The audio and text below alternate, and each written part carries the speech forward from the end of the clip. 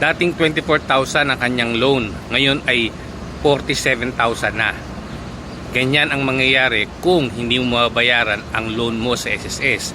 Yan ay dahil sa penalty at interest. Kaya ang gawin mo, mag-apply ka ng condonation para ma-waive na yung penalty. So ang babayaran mo lang ay yung capital loan kasama yung interest. So malaking deduction din yan, malaking bawas din yan para mabayaran mo. At pwede mo siyang bayaran ng cash at pwede ring 6 months or pwede ring mag-down ka muna and then 2 years to pay. So depende sa'yo kung ano yung kaya mo. Napakagaan yan at malaking tulong yan dahil kapag ikaw ay nag-retire or kapag ikaw ay kukuha ng benefits ay hindi na ibabawas yung malaki mong unpaid loan sa mga benefits na makukuha mo. Madali lang naman mag-apply. Pumunta ka lang sa www.sss.gov.ph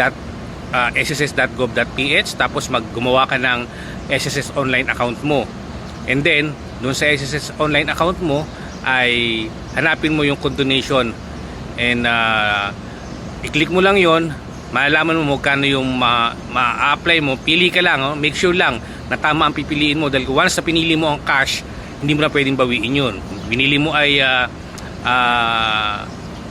may down payment na kalahati, hindi mo na rin pwedeng bawiin yun. So kailangan maging maingat ka sa pag-click mo dahil once mo lang ito gagawin. Kapag na-click mo na yan, ay kailangan mo na siyang bayaran. Kung hindi mo na bayaran yan, ay magpe-penalty ka naman ng 1% per month.